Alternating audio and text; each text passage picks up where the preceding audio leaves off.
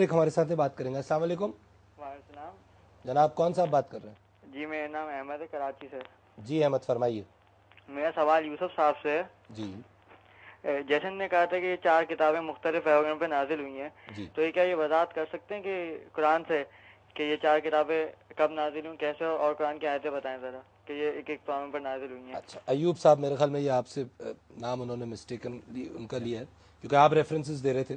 تو 4 کتابیں مناسب یہی ہے کہ ایوب جی صاحب اس کا ظاہر ہے کیونکہ وہ ریفرنسز ان کا ایریا ہے ریفرنس. دیکھیں قرآن مجید کے یہ بالکل ایک سیپریٹ ٹاپک ہے. جی اگر اس کی ڈیٹیل میں آپ جائیں گے مختصراً کیونکہ یہ ہمارے موضوع سے کیونکہ جیسے سورہ بقرہ 2 ہے, اس کی 285 نمبر آیت ہے, جی اس میں اللہ تعالیٰ نے یہ بتایا کہ کتبی ہی اس کے کتابوں پر ایمان لانا ہے. ٹھیک ہے. پھر اسی کو سورہ 98 میں اللہ تعالیٰ نے فرمایا کہ کتب کون سے ہیں.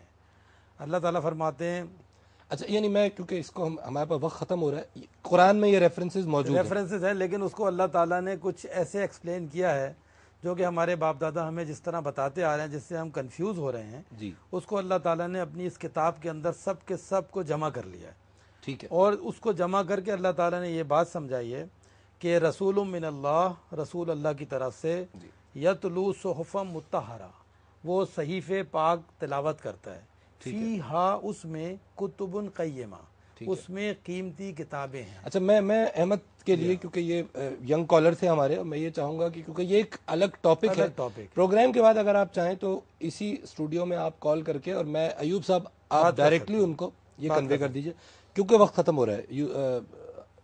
یوسف صاحب سر, آج یہ جو 56 ممالک ہیں, یہ دوبارہ کچھ ایسا ہو سکتا ہے کہ امت کی شکل اختیار کریں دوبارہ؟ کامران صاحب دیکھیں, 1972 میں شہید فیصل بن عبدالعزیز نے ایک ریزولوشن موو کیا تھا کہ ایک ایسا پلیٹ فارم تیار کیا جائے جو امت مسلمہ کا ویلتھ ہاؤس بنے, یعنی سینٹرل بینک, مرکزی بینک بنے. ٹھیک ہے. اور اسلامک ڈیولپمنٹ کا بینک کا ایک تصور رکھا گیا تھا. اور اس وقت کے پاکستان کے پرائم منسٹر ذوالفقار علی بھٹو صاحب نے ایک سمٹ بنائی, تشکیل دی, اور اس کے تحت تمام ممالک کو لاہور میں یکجا کیا, اور اس میں یہ چیز ریزولوشن پاس ہوئی تھی کہ اب امت مسلمہ یکجا ہوگی اور کامن کاز کے لیے اب چلا جائے, اب دیکھا جائے کرے گا. اس کے اندر سب سے پہلا جو تصور تھا وہ مرکزی بینک تھا, تاکہ مسلمانوں کی تمام دولت ایک جگہ اکٹھا کی جائے. ٹھیک ہے, کیونکہ مالیات بنیادی رول پلے کرے گی. دیکھیں اس کو اتنا بڑا دھکا لگا کہ گھر کو آگ لگ گئی گھر کے چراغ سے. ٹھیک ہے. ان کے اپنے بھانجے نے ان کو کر دیا, اور یہ ایک یہودی سازش تھی جو وہ ہوئی. اس کے بعد سے OIC بکھر گئی, اور ہر موضوع, ہر پلیٹ فارم کے اوپر جب OIC کی ضرورت پڑی تو اس میں صرف ایک ہی آواز نکلی, اوہ آئی سی. کوئی آپ OIC کا ایسا رول اس وقت تک نہیں دیکھ رہے ہیں سوائے اس کے کہ بڑی بڑی کانفرنسز ہوتی ہیں اور مسائل ڈسکس کی جاتے ہیں, اس کا حل نظر نہیں آتا. Point is taken. میرا ایک سوال ہے کیونکہ وقت ختم ہو رہا ہے. ایوب صاحب, قرآن پاک ٹائم اور اسپیس سے آزاد ہے, زمان و مکان کی قید سے آزاد, تا قیامت زندہ جاوید صحیفہ موجود ہے. فی زمانہ ہمیں کیا رہنمائی ملتی ہے قرآن سے, اور کیا کوئی ایسی شکل نظر آتی ہے کہ جس سے اس امت کا تصور دوبارہ قائم ہونے کی کوئی امید پیدا ہو سکے؟ بالکل صحیح ہے. اس میں اگر ہم قرآن مجید میں حضور پاک صلی اللہ علیہ وآلہ وسلم جو ہیں ہم سے ڈائریکٹ خطاب کر رہے ہیں, یہ شاید لوگ اس چیز کو نہیں دیکھ رہے. ایک تو اللہ تعالیٰ خطاب کر رہا ہے, اور ایک اللہ تعالیٰ کے رسول ڈائریکٹ خطاب کر رہے ہیں, اور مزے کی بات ہے لوگ اس چیز کو غور نہیں کر رہے. قرآن مجید کی سورہ نمل 27 سورت ہے, اس کی 91 آیت میں اللہ تعالیٰ فرماتے ہیں کہ حضور پاک صلی اللہ علیہ وسلم کو, اور پھر حضور پاک صلی اللہ علیہ وسلم ہم سے کہہ رہے ہیں وَأَنْ أَتْلُوَ الْقُرْآنَ, یہ کہ میں تلاوت کروں قرآن. فَمَنِ اهْتَدَىٰ فَإِنَّمَا يَهْتَدِي لِنَفْسِهِ, پس جس کسی نے ہدایت پائی اس نے ہدایت پائی اپنے ہی نفس کے لیے. وَمَنْ ضَلَّ, اور جو گمراہ ہوا, فَقُلْ, بس کہہ دے, أَنَا مِنَ الْمُنذَرِينَ, میں تو خبردار کرنے والوں سے. یعنی حضور پاک صلی اللہ علیہ وسلم ہم سے خطاب کر رہے ہیں کہ وَأَنْ أَتْلُوَ الْقُرْآنَ, یہ کہ میں تلاوت کروں تمہارے اوپر قرآن. اور جن لوگوں نے ہدایت حاصل نہیں کی ان کے بارے میں سورہ فرقان 25 آیت نمبر 30 میں حضور پاک صلی اللہ علیہ وسلم کہہ رہے ہیں آخرت میں وَقَالَ الرَّسُولُ یا ربی, اور کہے گا رسول اے میرے رب, ان قوم اتخذوا، بے شک میری قوم نے پکڑا، قوم جو ہے سنونم ہے امت کا، ٹھیک ہے، وہ کہہ رہے ان قومی، بے شک میری قوم نے پکڑا، حاض القرآن، یہ قرآن مہجورا چھوڑ دیا۔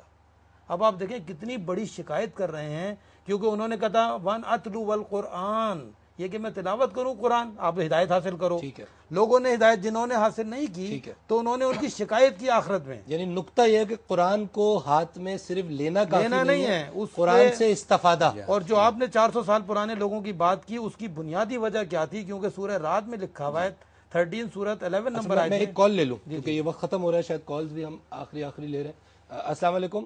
وعلیکم السلام، کراچی سے زرینہ بات کر رہی ہوں۔ جناب فرمائیے۔ میرا سوال ابوالحسن صاحب سے ہے، اور وہ یہ ہے کہ ابھی ایوب صاحب نے کہا کہ ہم ایک امت ہے، تو ہم یہ اتنے تفرقات میں کیوں بٹ گئے ہیں؟ ان تفرقات کا ثمر تو ماشاءاللہ بہت خوبصورت ہمارے معاشرے پہ پڑا ہے، اور وہ یہ پڑا ہے کہ بہت سارے گھر میں بیٹیاں صرف اس وجہ سے اپنے گھروں میں بیٹھی ہیں کہ ان کے فرقے سے کوئی اچھا ان کا رشتہ نہیں آ رہا۔ تو یہ تفرقات میں ہم اتنا کیوں پڑ چکے ہیں، اور یہ تفرقات ہمارے کب ختم ہوں گے؟ ہم یہ تفریق کب ختم کریں گے؟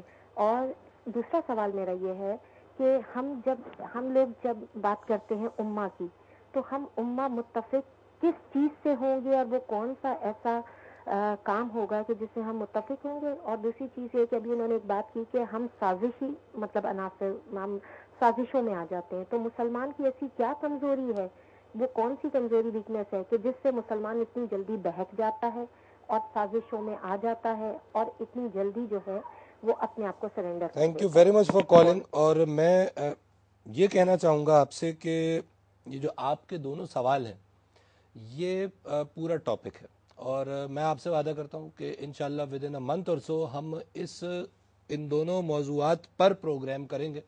تفرقات کیا ہیں اور ان کا خاتمہ کیسے ممکن ہے، کیونکہ اس قلیل وقت میں 5 منٹ میں اس کا جواب نہیں دیا جا سکے۔ جواب آپ دے دیجئے، لیکن بہرحال یہ بہت بڑا ٹاپک ہے۔ چھوٹا سا، کیونکہ میری بہن نے سوال کیا اور وہ بڑا ہی جامع سوال ہے، جی، کیونکہ سورہ آل عمران 3 آیت نمبر 103 میں اللہ تعالیٰ نے فرمایا اس کا حل، وَاعْتَصِمُوا بِحَبْلِ اللَّهِ جَمِيعًا وَلَا تَفَرَّقُوا، ٹھیک۔ یہ اس کا حل ہے کہ سب مل کر اللہ کی رسی مضبوط تھام لو، تفرقہ مت کرو۔ سر ایشو یہ ہے کہ یہ یقیناً حل ہے، اس میں تو کوئی بحث نہیں ہے کہ قرآن کہہ رہا ہے تو حل ہے، لیکن اس حل کو ایکسپلین کرنا، کیونکہ ہر مسجد، ہر ممبر، ہر مولانا، ہر فرقے سے اس آیت کو اس سوال کا جواب بنا کے دے دیا جاتا ہے، اللہ اللہ خیر صلی اللہ، چھٹی، حل دے دیا۔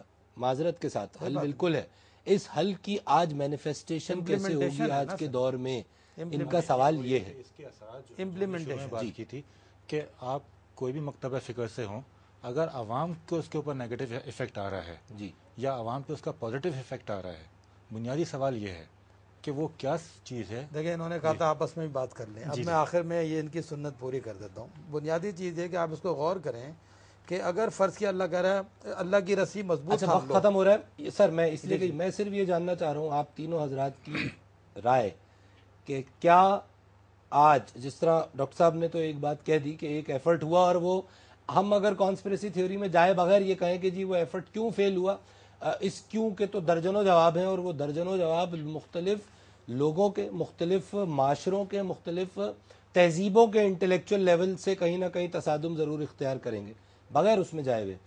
پہلی کوشش شاہد صاحب آج کیا کرنی چاہیے اس میں امت ایک ابھی کی شکل میں آنے پچھلے دنوں ایک پازیٹیو ڈیولپمنٹ ہوئی او آئی سی کے حوالے سے کہ او آئی سی کا نام چینج کر دیا گیا ہے، وہ آرگنائزیشن آف اسلامک کانفرنس کی جگہ اس کو آرگنائزیشن آف اسلامک کوآپریشن کر دیا گیا ہے۔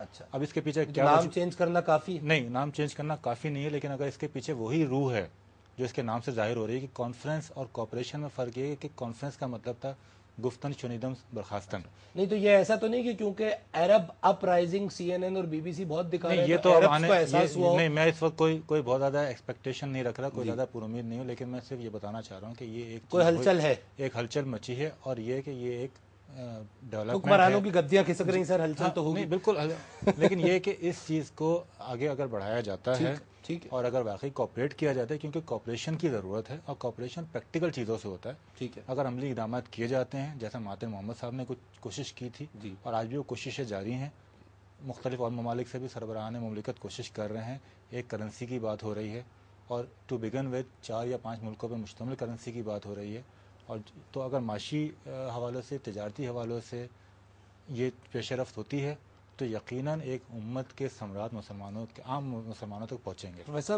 یہ پیش رفت سب سے پہلے ویسے تو ظاہر ہے پیرللی ہونی چاہیے کئی حوالوں سے، لیکن اگر کسی ایک چیز کو ہم سنگل آؤٹ کریں کہ جی اگر یہ کام سٹارٹ کر دیا جائے تو شاید یہ بکھری ہوئی اقوام، شاید میں ابھی بھی کہوں گا، ایک امت کا درجہ اختیار کر سکیں. تو وہ پہلا اینگل کیا ہے، پہلی چیز کیا ہے جو کرنی ہے؟ بہت مختصر ہے. اللہ تبارک تعالیٰ نے قرآن مجید دیا ہے، اس میں تمام چیزوں کی وضاحت کی گئی ہے. قرآن مجید کو زندگی کا حصہ بنا لیجئے. ٹھیک ہے، شریعت موجود ہے، عمل آپ کے پاس موجود ہے. اچھا میں تھوڑا سا اور اس کو فوکس کرنا چاہوں گا. یہ تو بالکل عمومی طور پر ظاہر ہے، یہ ایک مکمل جواب ہے. ضابطہ حیات موجود ہے، اس پہ عمل کریں. اس ضابطہ حیات میں معیشت کے پہلو ہیں، اس میں معاشرت کے پہلو ہیں، اس میں 6,500 علوم ہیں جن کو میں اپنی زبان سے بھی ادا نہیں کر سکتا. 6,500 علوم کا سرچشمہ ہے یہ قرآن. معیشت کو اٹھا لیں کیا پہلے؟ کس چیز کو پہلے اٹھا کے؟ پہلے سب سے پہلے معیشت کو اٹھایا جائے، اور معیشت اٹھے گی علم سے. پہلے آپ تلاش کریں معیشت کیا چاہ رہی ہے اور کیا دے رہی ہے، کیا چاہتی ہے، کیا دے رہی ہے. ٹھیک ہے، اور اس کے لیے انما اعمال بالنیات. ٹھیک ہے. ایوب صاحب کیا کہیں گے آپ؟ دیکھیں بالکل سمپل سی بات ہے کہ میں خود ایک انڈسٹریلسٹ ہوں اور بزنس مین بھی ہوں، اور بہت عرصے سے ایز اے پروفیشنل کام بھی کر رہا ہوں. بنیادی چیزیں عمل. اب فرض کیا میں کہوں قرآن فار ایگزامپل، قرآن میں جب آیت اللہ تعالیٰ نے کہہ دیا یا ایھا الذین آمنوا لا تاکلوا اموالکم بینکم بالباطل، اے ایمان والو تم باطل طریقے سے مال مت کھاؤ، تو اس کا مطلب ہے ایز اے بزنس مین مجھے اب نہیں کھانا ہے، بے ایمانی نہیں کرنی ہے، جھوٹ نہیں بولنا ہے. یہ تمام کیریکٹرز ہیں جو یہ کتاب ہمیں بلڈ کراتی ہے. یعنی جہاد اکبر کرنا ہے جو ہمارے اس پروگرام کا نام ہے. نفس کا جو بنیاد ہے، اندر کا جہاد ہے، اندر کا جہاد. جب باہر لڑتے پھریں گے کچھ بھی نہیں جب ہم ہوگا. لالچ میں آ جاتے ہیں پیسے کی اور دوسرے کا پیسہ کھا جاتے ہیں، جب ہم لالچ میں آتے ہیں، اپنی خواہشات کو فالو کرتے ہیں اور جھوٹ بولنا شروع کر دیتے ہیں، میرٹ کو ختم کر دیتے ہیں، جسٹس کو ختم کر دیتے ہیں. قرآن مجید میں سورہ نساء 4 آیت نمبر 135 میں لکھا یا ایھا الناس یا ایھا الذین آمنوا کونوا قوامین بالقسط شہداء للہ، اے ایمان والو انصاف کے لیے کھڑا ہو جاؤ، اللہ کے لیے گواہی دیں. وَلَوْ عَلَىٰ أَنفُسِكُمْ أَوِ الْوَالِدَيْنِ وَالْأَقْرَبِينَ، چاہے تمہارے خلاف ہو. میرا اب آخری سوال ہے شاہد صاحب، چھوٹا سی بات کیا ایسا ہونا، کیونکہ وقت ختم ہو گیا، کیا ایسا جو کچھ ہم کہہ رہے ہیں الحمدللہ دس از دا کرکس، قرآن پاک موجود ہے، سب کچھ موجود ہے ہمارے پاس، کیوں نہیں ہو رہا؟ جب یہ 3 لوگ 4 لوگ یہاں بیٹھے ہوئے متفق ہیں تو ظاہر باقی لوگ بھی یہی سمجھ رہے ہوں گے. بڑے بڑے لوگ ہیں، بڑے بڑے اسکالرز ہیں، ہم تو کچھ بھی نہیں. جی اس کی بنیادی وجہ وہی منافقت اور فاسق لوگ ہیں جن کے ہاتھوں میں وسائل ہیں. اگر وہ ان وسائل کو، یہی بات ہے کہ اگر قرآن کو سمجھ لیں لیکن ان سے کسی قسم کی امید رکھنا اس وقت میرا خیال ہے نادانی ہوگی. لیکن یہ جہاں پہ اس قسم کے لوگ ہوتے ہیں وہیں پہ پازیٹیو لوگ بھی ہوتے ہیں، اور خیر اور شر دونوں ساتھ ساتھ چل رہا ہوتا ہے. میں بہت مشکور ہوں تینوں شرکائے گفتگو، آپ تشریف لائے، اور ظاہر ہے تشنگی رہ جاتی ہے ہر ڈسکشن میں، لیکن ناظرین نقطہ جو سامنے آ گیا وہ بڑا واضح ہے.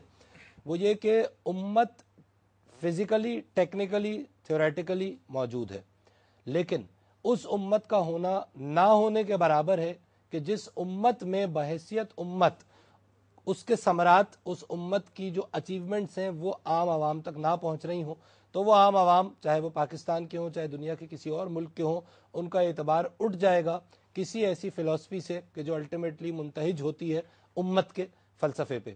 ہم دعا گو ہیں کہ ایسے اقدامات ہوں کہ جن سے یہ اعتبار لوگوں کا اپنے اوپر کے لوگوں پر اور پھر ان کا اپنے اوپر کے لوگوں پر، اور اس طرح یہ کنورجنس ہوتے ہوتے کسی ایک ایسے نقطے تک پہنچے کہ جہاں پھر ہم یہ تصور قائم کرنے کے قابل ہو جائیں کہ ہاں آج مسلمان اقوام ضرور ہیں، 56 ہوں گی یا 68 ہوں گی، لیکن امت کا تصور کسی نہ کسی انداز میں آج بھی زندہ ہے. فی الوقت کے حالات میں یہ تصور غالباً زندہ نظر نہیں آتا. اجازت دیجیے، اللہ حافظ.